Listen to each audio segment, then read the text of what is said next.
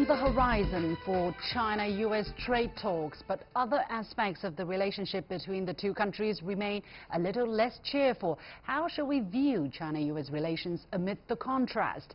And China and Japan held a security dialogue on Friday, but despite warming relations, uncertainty remains. How can the two countries build up more mutual trust? Welcome to the last edition of The Point in the Chinese Year of the Dog, coming to you from Beijing. I'm Li Xin.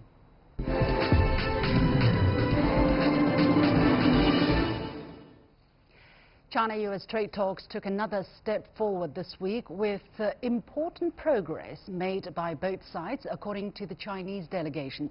The team, led by Vice Premier Liu He, met with the U.S. officials for a two-day powwow that wrapped up in Washington, D.C. on Thursday. Differences on outstanding economic and trade issues topped the agenda, with areas like trade balance, technological transfer and protection of intellectual property rights also playing an important role. U.S. President Donald Trump, who met with Liu He on Thursday, said tremendous progress had been made. But with the U.S. seeing China as a strategic rival and competitor, relations between the two countries have been less than ideal. How significant is this week's progress in terms of bilateral relations? Will the two countries be able to form a new relationship regardless of how tremendous a trade deal is reached? And amid various tensions, how are the world's two biggest economies wading through these uncharted waters? Join me for the discussion in the Beijing studio are Zhao Hai, a research fellow at the Chinese Academy of Social Sciences, and Ina Tangen, a political and economic commentator.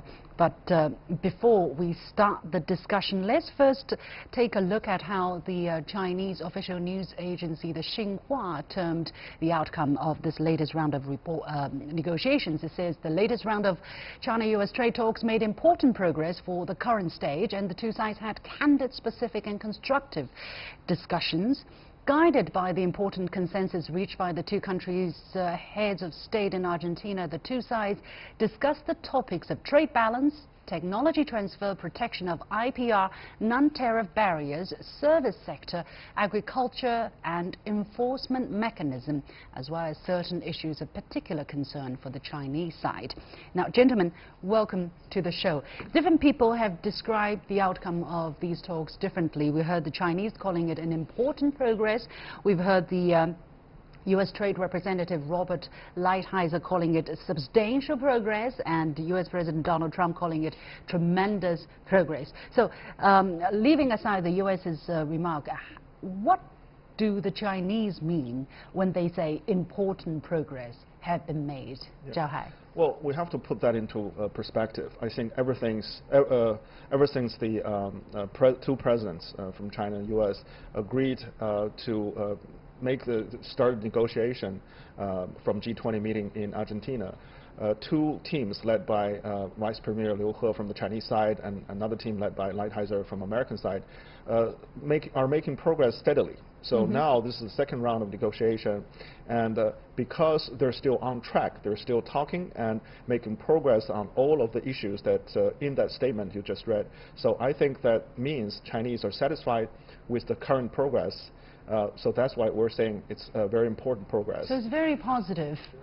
Well, fairly positive. However, I think both sides understand there's still a long way to go, and we have very limited time because we have to finish this within 1 month, and the task is really heavy. Okay, and there is the Chinese traditional New Year holiday. So in between, yeah. And also the American government shut down just last month. Okay, so but the deadline will be March the 2nd.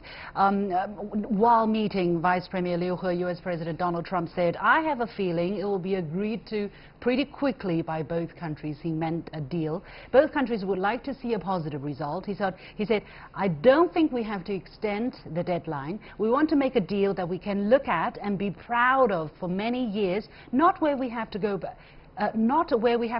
and renegotiate, or we left things out." So, what do you read, Ina, from these optimistic words from Donald Trump, and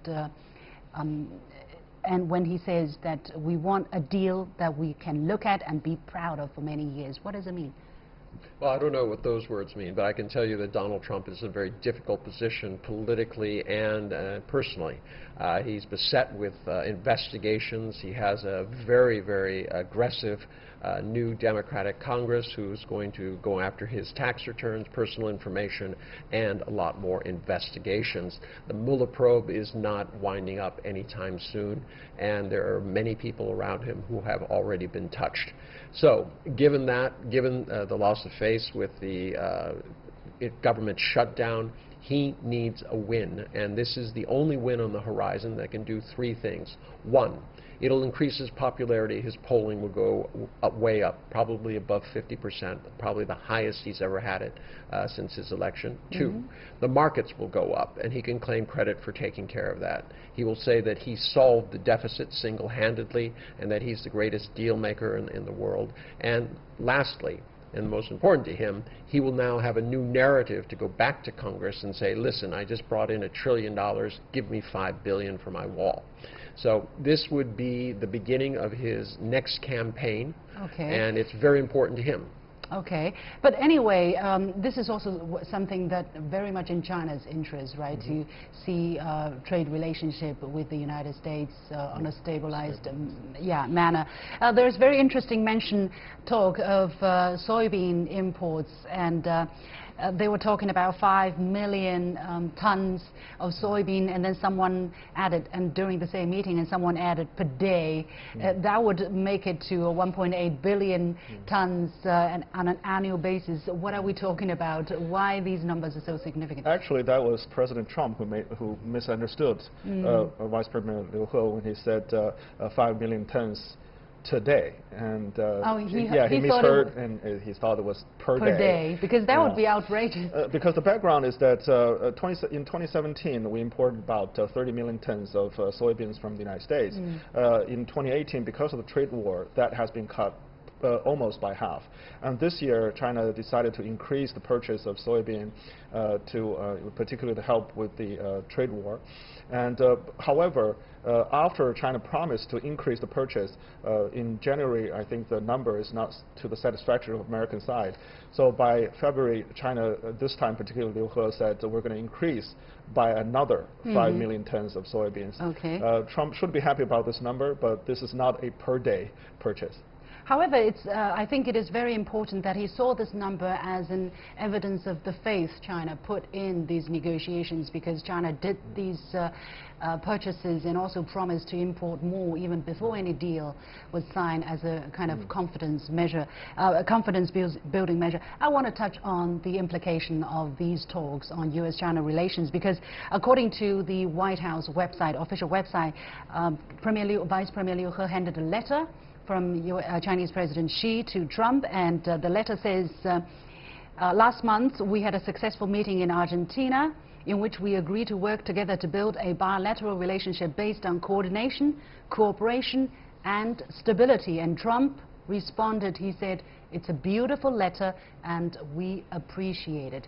Aina, how do you look at this goal that, according to Xi, was reached by both leaders, a relationship of coordination, cooperation and stability? Do you think that goal is reachable at this moment, or we're potentially looking at that goal as what U.S.-China relations will be in the future? As I said before, I think this is a transactional goal by Donald Trump, given the circumstances that he's in. He's been successful pushing this. This has bipartisan support in terms of going after China. But, you know, there's some real questions here about how much paperwork. You know, this has been a very short period of time. There's been one intermediary meeting. A second intermediary meeting was turned down. I don't know how you generate the reams of paper that are necessary to have all the details of what would go into such a far-reaching agreement. Well, they can have a framework agreement, right? They can have a framework agreement, but then when Donald Trump says that I hope we can have something lasting, that we don't have to amend, that'll go on for years, I have a feeling he's talking about his years. You can have a framework with a high threshold or a high standard. You can have a framework, but this is all about the details. When you start talking about all these things, about having a mechanism for solving this, you're very, very limited. You either have to create your own or use somebody else's. And these are issues which are going to involve not government to government necessarily, but business to business. So they have to have a clear path to do it. It has to be timely. You have to set it up. You don't think that if this deal is ever reached, is going to have any substantive impact on U.S.-China relations? No, I wouldn't say that at all. Okay. I think it will have very substantial in the short run. The question is, over the long run, there are issues about the kind of structural issues, how China is governed, state-owned enterprises, certain laws that are on the books. These are not something that Trump will agree to over the long run, and particularly his China hawks, Navarro. And I think there are two things happening right now. The one thing is both countries, U.S. and China, are undertaking domestic structural reform and changes. Are you sure the U.S. is doing that? America First is President Trump's agenda, and he's trying to push that. We don't know where that is heading or the consequences of that, complete implications of that. However, China is pushing for high-quality economic growth, and the negotiation, the trade negotiation, is part of that. And China has already said that some of the structural reform that has been agreed upon is in line with China's pursuit of this high-quality economic growth. Therefore, it's in China's national interest to do that. And also, on the U.S. side, I think the gap between the rich and poor, the domestic problems, also very problematic. But how would you see the kind of bilateral relationship based on coordination, cooperation and stability being spelled out by President Xi? Because right now, the relationship between China and the United States is different, at least from the U.S. side is a strategic competition. It's I would have to say that the potential rivalry. trade deal is just the beginning. And after that, you can see that just recently, the U.S. intelligence community put out the report of World Threat Assessment, and they put China with another 3 countries, they call it Big Four, and they pointed fingers at China, the threat to U.S. national interest.